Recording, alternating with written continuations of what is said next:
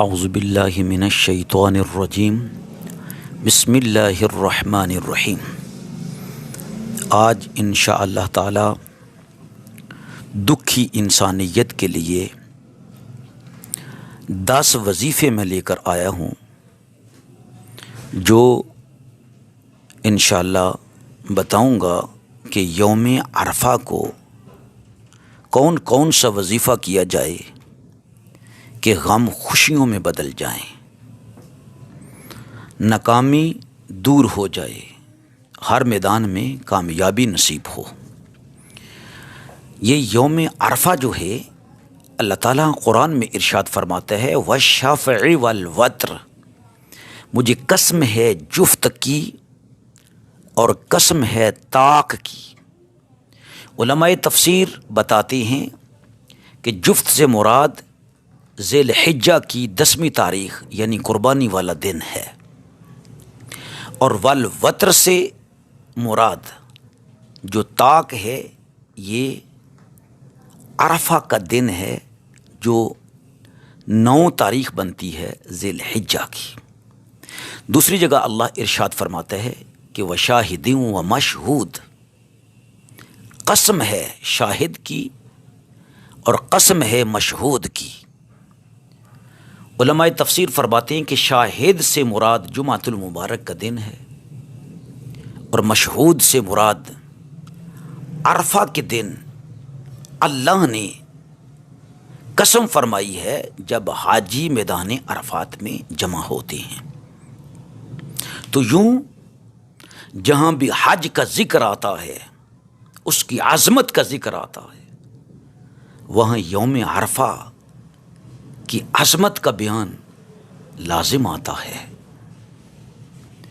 یہ وہ دن ہے یوم عرفہ، شان و عظمت والا، رحمتوں والا، برکتوں والا، بخششوں والا، عطاؤں والا، توبہ کی قبولیت والا، قسمت اور مقدر کو بدل دینے والا دن ہے۔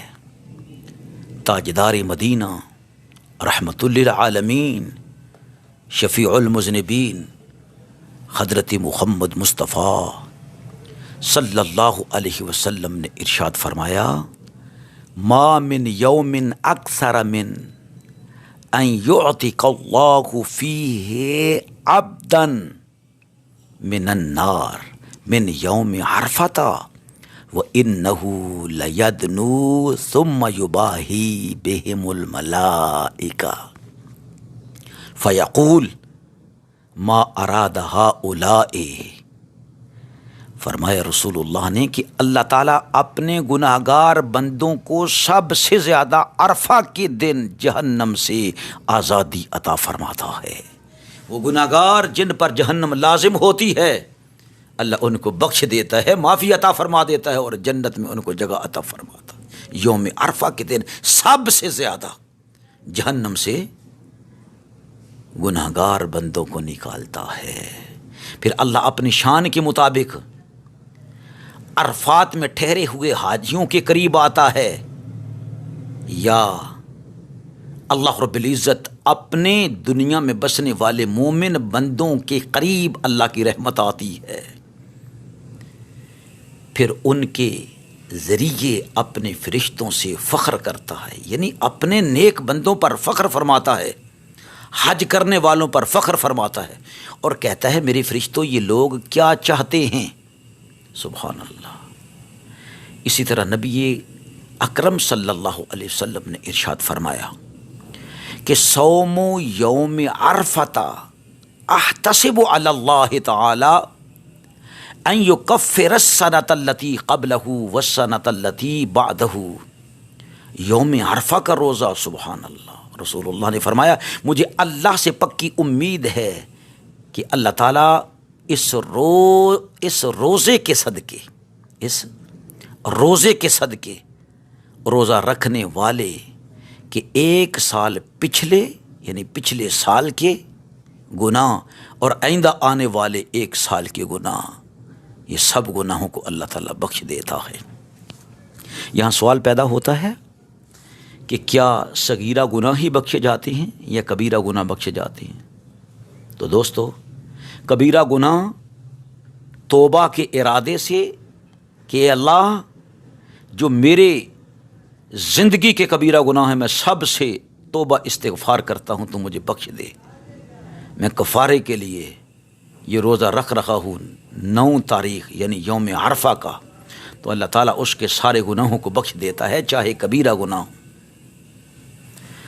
حاجی لوگ عرفات کے میدان میں موجود ہوتے ہیں تو وہ یوم عرفہ کا روزہ نہ رکھیں 9 تاریخ کا، جیسا کہ صحیح بخاری میں رسول اللہ صلی اللہ علیہ وسلم کی سنت موجود ہے کہ سرکار نے حج کے موقع پر میدان عرفات میں عرفہ کے دن کا روزہ نہیں رکھا تھا. وجہ کیا ہے؟ وجہ یہ ہے کہ حاجیوں کو طاقت کی ضرورت ہوتی ہے، بار بار پانی پینے کی ضرورت ہوتی ہے تاکہ وہ زیادہ سے زیادہ اللہ رب العزت کی حضور دعائیں کر سکے. وہ مشقت کے دن ہوتے ہیں جب حاجی حج کر رہے ہوتے ہیں، اس لیے بہتر ہے کہ اس دن وہ روزہ نہ رکھے عرفہ کے دن کا. میرے عزیز دوستو، یہ جو وقوف عرفہ ہے، وقوف عرفات ہے، یہ حج کا رکن اعظم ہے. ایک حدیث مبارکہ میں ہے کہ رسول اللہ صلی اللہ علیہ وسلم نے ارشاد فرمایا الحج عرفۃ، یعنی میدان عرفات میں عرفہ کے دن ٹھہرنا ہی حج ہے. نبی اقدس صلی اللہ علیہ وسلم نے ارشاد فرمایا حدیث صحیح کہ خیر دعاء یوم عرفۃ وخیر ما قلت انا والنبیون من قبلی لا الہ الا اللہ وحدہ لا شریک له لہ الملک ولہ الحمد وہو علی کل شیء قدیر. رسول اللہ نے فرمایا عرفہ کے دن کی دعا سب دعاؤں سے بہتر ہے. پورے سال میں جو آدمی دعا کرتا ہے اللہ قبول فرماتا ہے، لیکن عرفہ کے دن کی دعا سب دعاؤں سے افضل بن جاتی ہے. اس دن کوئی توبہ استغفار کرتا ہے تو اللہ جلدی قبولیت عطا فرماتا ہے بنسبت اس کے جو بندہ پورے سال میں اللہ سے استغفار کرتا ہے. سبحان اللہ، یہ کتنی عظمت والا دن ہے. پھر نبی پاک علیہ السلام ارشاد فرماتے ہیں سب سے افضل کلمہ جو میں نے اور مجھ سے پہلے سب نبیوں نے کہا، سب نبیوں نے کہا، کوئی نبی ایسا نہیں ہے جس نے یہ کلمہ خیر نہ کہا ہو. کتنا افضل کلمہ ہے، کتنا بابرکت کلمہ ہے جو نبی اقدس صلی اللہ علیہ وآلہ وسلم نے بھی پڑھا اور تمام انبیاء علیہم الصلوۃ والسلام نے بھی پڑھا. وہ کیا ہے؟ لا الہ الا اللہ وحدہ لا شریک لہ لہ الملک ولہ الحمد وہو علی کل شیء قدیر. یہ کلمہ ہے. اس لیے میدان عرفات میں حاجی ہوں وہ بھی کثرت سے پڑھے. پوری دنیا میں جو مسلمان کسی ملک میں بھی رہ رہے ہیں اس دن وہ کثرت سے اس کلمہ مبارکہ کی کلمہ مبارکہ کا ورد کریں اور پھر اللہ سے دعا کریں. کیوں؟ عرفہ کے دن مانگی ہوئی دعا رائگاں نہیں جاتی ہے، تو اس کلمے کی تکرار کریں، اس کلمہ طیبہ کی تکرار کریں. لا الہ الا اللہ وحدہ لا شریک لہ لہ الملک ولہ الحمد وہو علی کل شیء قدیر. اگر یہ کثرت سے پڑھ کر اللہ کے حضور میں دعا کرے گا اللہ رب العزت غربت کو دور فرما دے گا، کشادگی نصیب فرما دے گا اللہ سبحانہ و تعالی. اور اس کو چاہیے کہ یہ کم از کم 1000 مرتبہ اس کلمہ طیبہ کا ورد کیا جائے. اور پھر باقی جو دن ہیں ان میں 313 مرتبہ لا الہ الا اللہ وحدہ لا شریک لہ لہ الملک ولہ الحمد وہو علی کل شیء قدیر کا ورد کرتا رہا کرے. اللہ سبحانہ و تعالی اس ورد کے صدقے اس کے تمام کاموں میں اللہ رب العزت آسانی پر پیدا فرما دیتا. کوئی مشکل نہیں رہتی. اس کی غربت الحمدللہ، اس کی تنگ دستی، اس کی بدحالی دور ہو جاتی ہیں اور خوشحالیاں عطا فرماتا ہے اللہ رب العزت. کیوں؟ یہ وہ دن ہے کہ جس دن اللہ سبحانہ و تعالی نے ہم پر ہمارے دین کو مکمل فرمایا تھا. اور قرآن میں ارشاد فرمایا الیوم اکملت لکم دینکم واتممت علیکم نعمتی، یعنی دین کو بھی مکمل فرما دیا اور ہمارے اوپر جو اللہ کی رحمتیں آ رہی تھیں ان نعمتوں کی، ان رحمتوں کی اللہ رب العزت نے تکمیل فرمائی۔ یہ اللہ کا بڑا فضل ہے۔ پھر میں نے عرض، اس کے بعد جو وظائف آ رہے ہیں وہ ذرا توجہ سے سن لیں یا کاپی پینسل لے کر لکھ لیں۔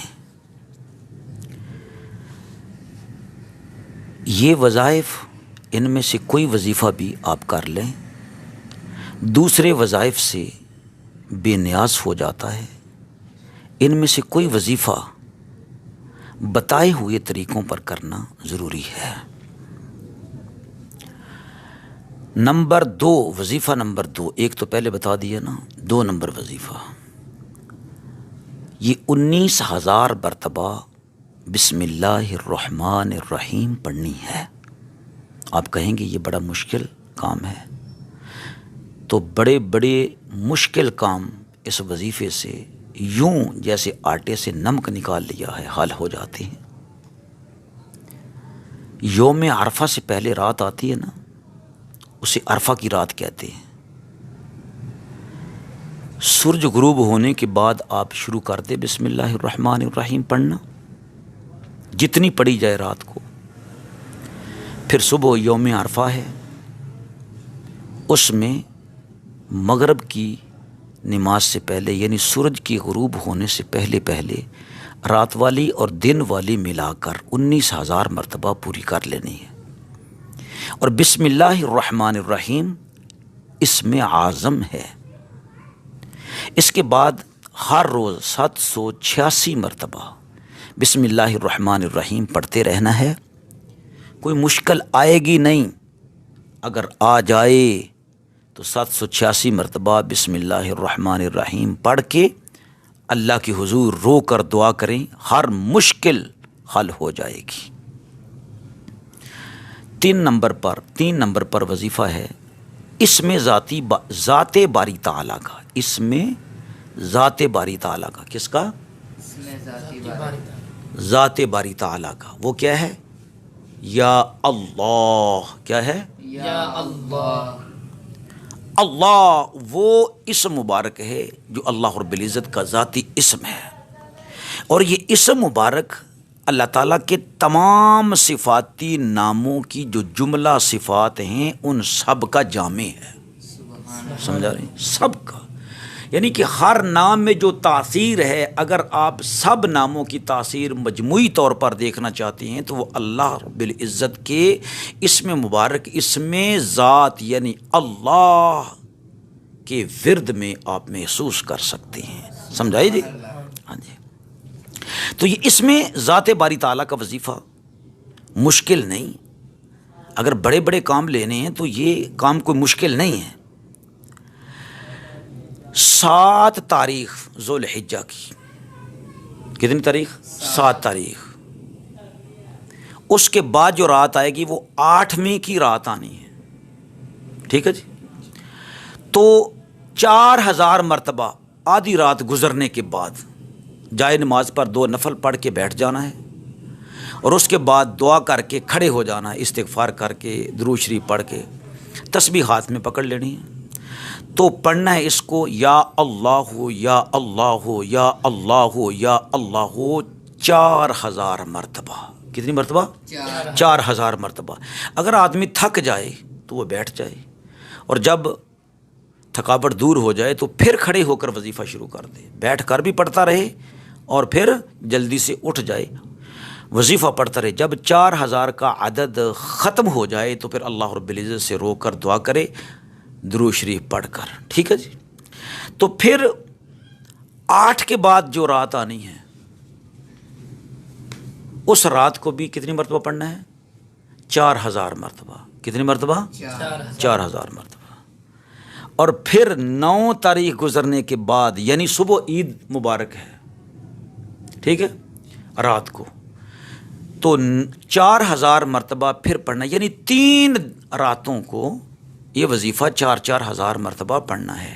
اور پورا یقین کر کے کہ اللہ رب العزت مجھے اپنی رحمت سے اتنی روزی عطا فرمائے گا جتنی مجھے ضرورت ہے، اس سے بھی زیادہ، تاکہ میں دوسرے لوگوں کی خدمت بھی کر سکوں. سمجھے؟ اس سے رزق ختم نہیں ہوگا، لیکن اس کے بعد یہ 400 مرتبہ ہر روز رو رو کر پوری عاجزی و انکساری سے اپنے مقصد کو جمع کر اللہ رب العزت کی اس مبارک کا ورد کرتا رہے. کتنا؟ یا اللہ یا اللہ یا اللہ. کتنی مرتبہ؟ 400 مرتبہ. 400 مرتبہ اس میں ذات باری تعالیٰ کا. اچھا آگے آتا ہے جی وظیفہ چوتھا، وہ یہ ہے کہ عرفہ کی رات کو اور دن کو ملا کر، یعنی عرفہ سے پہلے جو رات آتی ہے نا، مغرب کی نماز پڑھ کے شروع ہو جائے آدمی، اور اگلا دن بھی کتنی مرتبہ آیت الکرسی پڑھنی ہے؟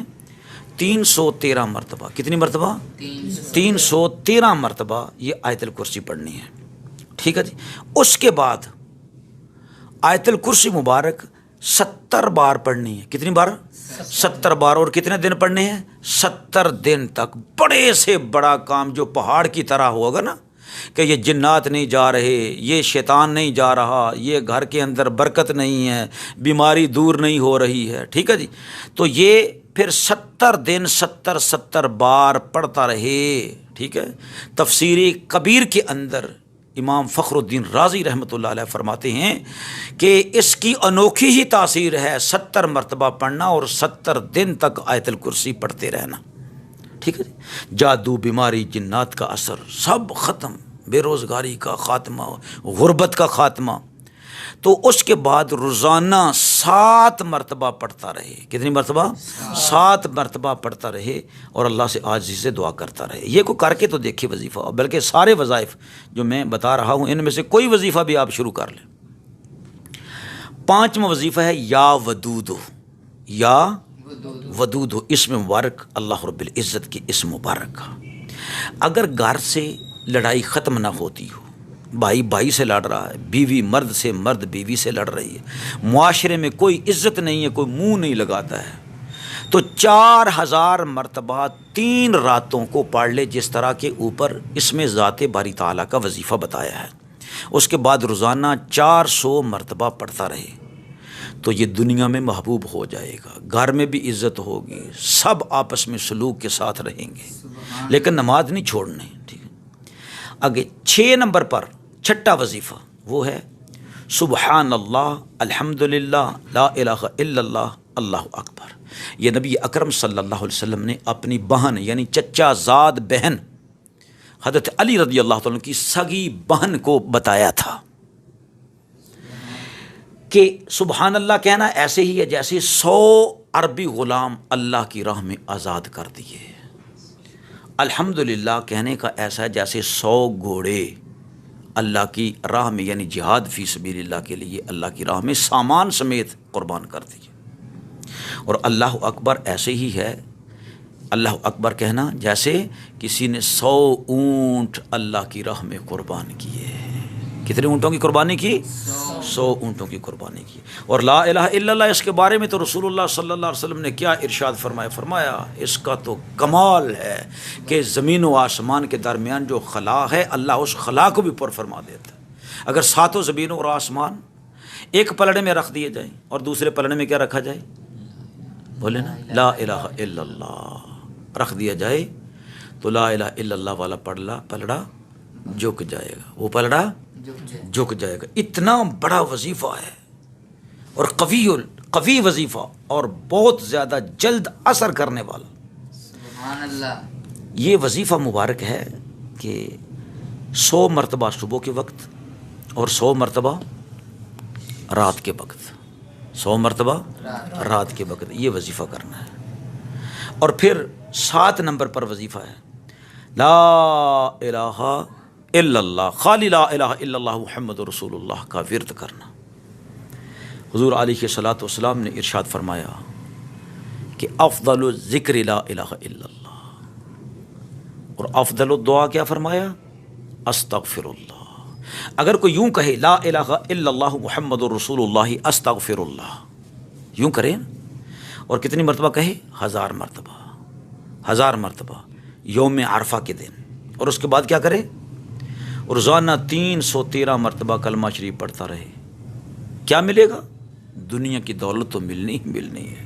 سبحان اللہ سبحان اللہ۔ اس کو مرتے وقت کلمہ طیبہ پڑھنا نصیب ہوگا، سبحان اللہ۔ رسول اللہ صلی اللہ علیہ وسلم کی زیارت نصیب ہوگی، حضور علیہ السلام کی قیامت والے دن شفاعت نصیب ہوگی۔ سبحان اللہ۔ اللہ اکبر۔ اب 8 نمبر پر وظیفہ ہے لا الہ الا انت سبحانک انی کنت من الظالمین۔ لا الہ الا انت سبحانک انی کنت من الظالمین، انی کنت من الظالمین۔ یا حیو یا قیوم برحمتک استغیث، سا پڑھنی ہے، اور حیو اور قیوم اس کا خاص خیال رکھنا ہے کہ غلطی نہ آئے، مخرج کو ادا کرتے ہو۔ یہ کلمہ مبارک آیہ مبارکہ جو ہے اور ساتھ یا حیو یا قیوم ملا کر 1000 مرتبہ پڑھ لینا ہے، اور 313 مرتبہ روزانہ ورد رکھنا ہے۔ اگر کوئی کہے جی ایسے مصائب اور آلام میں ہوں جیسے کوئی شخص درندے سخت چیرنے پھاڑنے والے خونی شیر یا چیتے کے جبڑوں کے اندر ہے، بندہ کسا ہوگا کہ ابھی وہ اپنا لقمہ مجھے بنا لے گا، تو یہ وظیفہ کر کے شروع کر کے دیکھے، الحمدللہ وہ محسوس کرے گا کہ شیر کے جبڑوں میں نہیں، میں تو سکون دے اعلیٰ بستر پر سو رہا ہوں۔ سبحان اللہ۔ یہ شان ہے اس وظیفہ مبارک کی۔ 9 نمبر پر وظیفہ ہے اگر دشمن ظالم ہو، عزت اور حرمت کی حفاظت بہت مشکل ہو، مال و جان کا خطرہ ہو، بہت تنگ کرتا ہو ظالم، اور یہ بندہ ہو حق پر، مظلوم ہو جس نے وظیفہ کرنا ہے، جس کو ظالم تنگ کر رہا ہے، تو یا قہارو اسی طرح پڑھنا ہے 4000 مرتبہ، جس طرح اس میں ذات باری تعالیٰ یا اللہ ہو کا وظیفہ بتایا ہے 3 راتوں میں۔ کتنی راتوں میں؟ 3 راتوں میں کتنی مرتبہ؟ 4000 مرتبہ پڑھنا ہے، اور پھر روزانہ 400 مرتبہ پڑھتے رہنا ہے۔ دشمن ذلیل و خوار ہوگا اور مقہور ہو کر معافی مانگے گا۔ یہ وظیفے کے اندر تاثیر ہے، کوئی بھی کرنا چاہے جس کو کوئی ظالم تنگ کر رہا ہو، تو الحمدللہ میں نے یوم عرفہ کے صدقے سے یہ 10 وظائف آپ لوگوں کو بتا دیے ہیں۔ اللہ سبحانہ و تعالی ان وظائف کے صدقے، ہاں یہ 9 وظیفے ہو گئے۔ ایک وظیفہ وہ ہے جو سورۃ الحمد کا ہے، الحمدللہ، سورہ فاتحہ، اس کو سورہ شفا بھی کہتے ہیں، اسی سے دعائیں قبول ہوتی ہیں۔ یہ ہے جو 7 آیتوں والی ہے، یہ ہے جو پھر نازل ہوئی نبی پاک علیہ الصلوۃ والسلام پر، سابع المثانی بھی اس سورہ مبارک کو کہا جاتا ہے، اس کے بڑے نام ہیں، سورۃ الحمد بھی ہے۔